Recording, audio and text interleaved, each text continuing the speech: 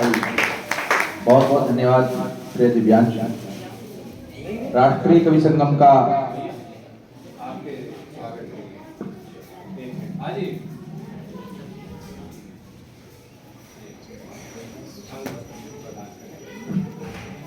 और स्वागत करें भैया का, श्रीकांत श्री भैया का। तालियां बजाए, तालियां नहीं बजाते यार आपने, तालियां बजाए। मुझे पता है आपको समझना तालियां है, ये ताली होगी, लेकिन तालियों में कमी नहीं होनी चाहिए।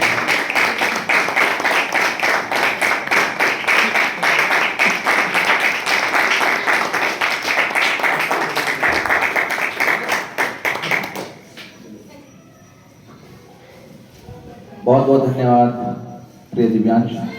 अभी राष्ट्रीय कवि संगम का दस्तक नई पीढ़ी का जो कार्यक्रम हर वर्ष होता है, उसमें हरिद्वार से शशांक जी का भी, दिव्यांश जी का भी आना हुआ। शशांक अमन यहाँ पुराने हैं, अपने प्रभात रंजन, इनसे भी हमारा पुराना परिचय रहा। राष्ट्रीय कवि संगम के दो सिपाही पहले से यहाँ पर हैं। निमेश चला गया क्या ऋषिकेश से? हाँ।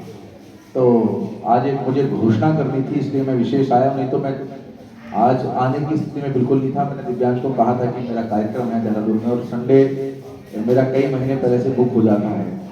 तो एक घोषणा मुझे करनी है राष्ट्रीय कवि संगम के क्षेत्रीय महामंत्री के नाते कि मैं राष्ट्रीय कवि संगम हरिद्वार जिले का संयोजक आज आपके बीच के अपने दिव्यांश को घोषित कर रहा हूँ। और मैं हमारे संरक्षक नंबर खरबंदा जी से कहूँगा कि माला पहना करके दिव्यांश का स्वागत करें।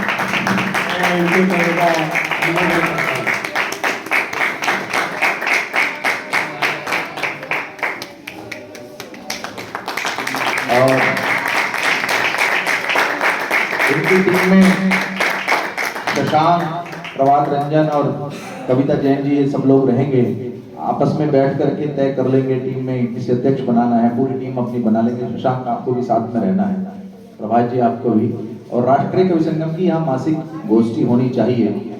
और राष्ट्रीय कवि संगम जैसे वहाँ लिखा हुआ है कि राष्ट्र जागरण धर्म हमारा, ये उद्देश्य हमारा होता है कि जो नई पीढ़ी है उसको मंच मिले।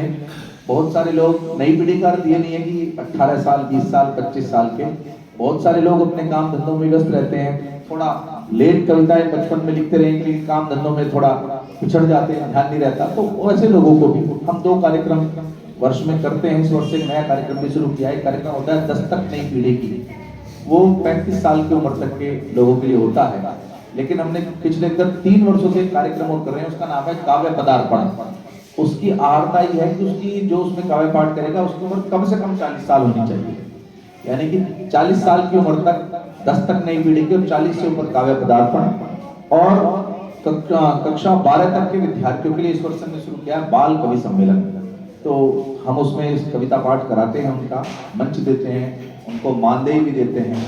और हम विश्वास करेंगे कि यहाँ हरिद्वार के लोग भी अगले वर्ष, इस वर्ष दिव्यांश और कविता जी थे, कविता जी काव्य पदार्पण में थी, दिव्यांश दस्तक में था। अगले वर्ष अमन तुमने इस साल पढ़ा था, कब पढ़ा था? प्रभात रंजन जी थे अब की बात काव्य पदार्पण में। हाँ, 2017 में अमन ने पढ़ा है यहाँ से, रितिका थपलियाल ने यहाँ से पढ़ा है दस्तक नई पीढ़ी में, और हिमानी बिष्ट ने यहाँ से पढ़ा है, विदित भाटिया ने हरिद्वार से पढ़ा है।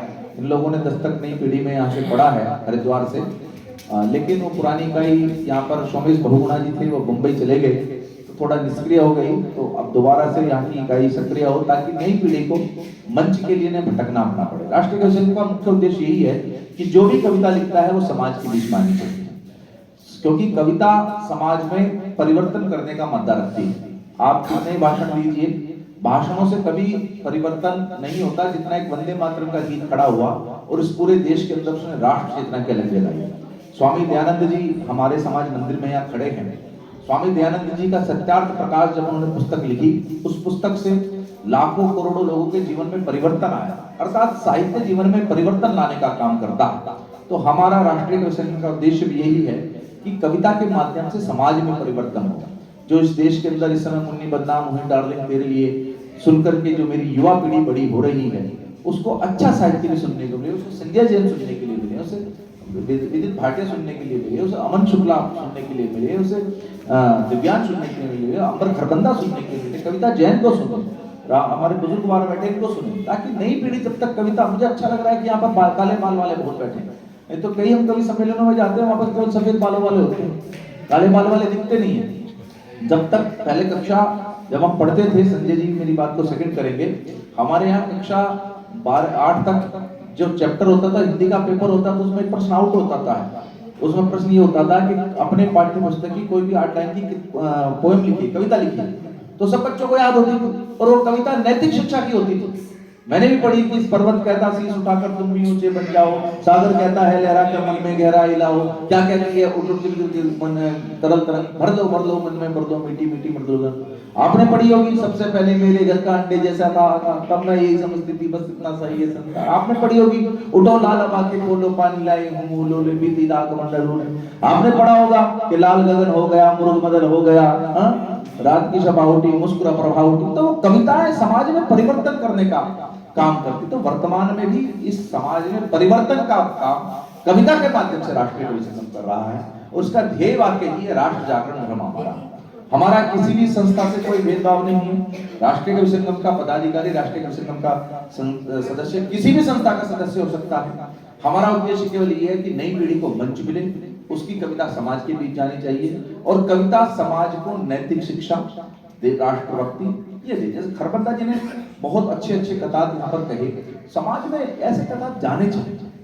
समाज के अंदर जब तक ये नैतिक शिक्षा कविता के माध्यम से जाएगी, तो वर्तमान में मैं अक्सर कहा करता हूँ पीढ़ी को कि आप अपनी पीढ़ी को कार मत दिलाइए, अपने बच्चों को संस्कार दीजिए। यदि आपके बच्चे के संस्कार है तो वो कार अपने आप खरीद लेगा, और उस कार में आप बैठोगे भी। लेकिन आपने अपने बच्चे को संस्कार नहीं दिए, केवल कार दी, तो उस कार में आप कभी बैठ नहीं पाओगे। आप अपनी नई पीढ़ी को संस्कार दीजिए। तो राष्ट्रीय कवि संगम समाज में संस्कार देने का काम कर रहा है, राष्ट्र जागरण का काम कर रहा है। आज मुझे केवल इतना ही कहना था। कविता का आदेश हुआ है, तो एक कविता के 2 बंद में पढ़ करके मैं वो राम तो नहीं पढ़ूंगा आज, मैं जो इस कवियों के बीच में कविता पढ़ता हूँ वो पढ़ूंगा।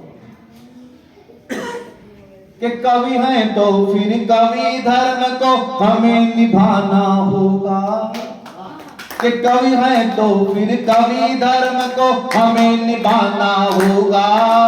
जैसी मांग देश की होगी वैसे गाना होगा, जैसी जरूरत पड़े देश को वैसे गाना होगा। जब समाज में भोगापंथी बहुत ज्यादा बढ़ गई थी, तब स्वामी दयानंद सरस्वती खड़े होते गुजरात से, और आर्य समाज की स्थापना करते। समाज में वो किसी का विरोधी नहीं थे, वो केवल उस पोंगापंथी के विरोधी थे जो समाज को पिछाड़ने का काम कर रहे थे। ये देश हमेशा ऐसा देश रहा है जो सबकी अच्छी शिक्षा को आत्मसात करने का काम कर रहा है। हमने चरवाक को भी महान माना, जिसने कहा यावत जीवेत सुखम जीवेत ऋणम कृत्वा घृतम। हम उस परिपाटी के लोग हैं, हम तेज चक्के भुंजिता के लोग हैं, हम कड़वंत विश्वामित्र के लोग हैं। तब कहना चाहता हूं क्या है देश, क्या है मान के सूर कबीरा मलिक मोहम्मद जायसी को हम गाएं, सूर कबीरा मलिक मोहम्मद जायसी को हम गाएं। गहिमन पानी राखिए जैसी वाणी को समझाएं, तुलसी के संग संग रस खान को भी अपनाना होगा। जैसी मांग देश की होगी वैसे गाना होगा, जैसी जरूरत पड़े देश को वैसे गाना होगा। मेघदूत लिखने वाले हम कालिदास की पीढ़ी, मेघदूत लिखने वाले हम कालिदास की पीढ़ी। धरती से अंबर तक जाने की कविता है सीढ़ी। मम्मट ने लिखा प्रकाश जो, मम्मट ने लिखा प्रकाश जो फिर दिखलाना होगा।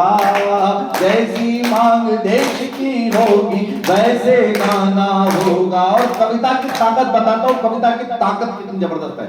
आप यहाँ पर सब कवि बैठे हैं, अपने आप को हीन भावना से मत देखना, कवि की ताकत बताता हूँ। कि भक्ति काल में मीराबाई ने भक्ति समझाई, भक्ति काल में मीराबाई ने भक्ति समझाई। चंदन वरदा ने शक्ति की परिभाषा गाई। कौन से गौरी को मरवा दिया, 4 बार 24 गज अंगुलठ प्रमाण, ताऊ पर सुल्तान है मज्जू के चौहान। तब कहता हूँ भक्ति काल में मीराबाई ने भक्ति समझाई, चंदन वरदा ने शक्ति की परिभाषा गाई।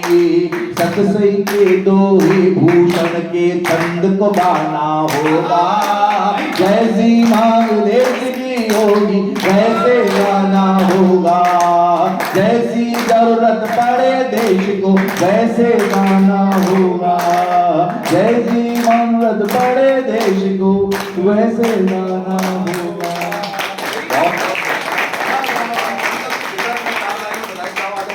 संत यहाँ बैठे हैं, संजय भाई बैठे हैं, बहुत महनीय लोग यहाँ पर बैठे हैं। कविता की हम कवि लोग क्या हैं कि दूर सपेरों की बस्ती तक मेरा आना जाना है, दूर सपेरों की बस्ती तक मेरा आना जाना है, आस्तीन में सांप पालने का ये शौक पुराना है।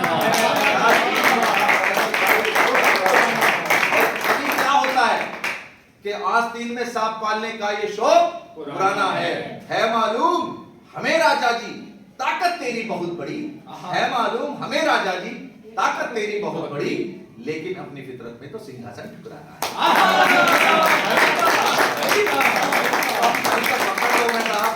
आप प्रेम करोगे तो चले आएंगे, नहीं करोगे तो हमें क्या फर्क पड़ना है। मोदी जी कहते हैं मैं तो झोला उठाऊंगा चल दूंगा, तो हम तो मुझसे पहले झोला उठा के चलने वाले लोग हैं। तो राष्ट्रीय कवि संगम से जुड़िए, राष्ट्रीय कवि संगम सदस्य बनिए, राष्ट्र अपनी नई पीढ़ी में कविता लेकर आइए, कविताओं के संस्कार होइए। और मेरा सभी से आग्रह है कि महीने में कम से कम एक बार आपकी गोष्ठी जरूर हो, किसी के घर में हो, आर्य समाज मंदिर में हो, किसी मंदिर के प्रांगण में हो, चाय पानी हो, गपशप हो, अपनी नई कविताएं एक दूसरे को सुनाएं, ताकि जब हम कहीं मंच पर जाएं, बड़े कार्यक्रम में जाएं, तो हमें हेजिटेशन ना हो, हमारे पास कागज ना हो। कभी हम राष्ट्रीय कवि संगम में कोशिश ये भी करते हैं कि कविताएं कंठस्थ होनी चाहिए, क्योंकि आप खुद देखना है कोई कविता आप कंठस्थ करके बोल रहे हो और कोई कविता आप कागज के साथ बोल रहे हो, दोनों में अंतर आएगा। तो मैं हमेशा ये मेरा आग्रह रहता है कि कविताएं कंठस्थ होनी चाहिए, कविताएं हम संप्रेषणा के साथ बोलें, उसका प्रेजेंटेशन भी करें, कविता समाज के बीच जाने चाहिए। आज मुझे इतना ही कहना था, बहुत बहुत धन्यवाद, बहुत बहुत आभार। और जल्दी यहाँ की टीम बनाओगे, मैं दोबारा आऊंगा, एक बड़ा कार्यक्रम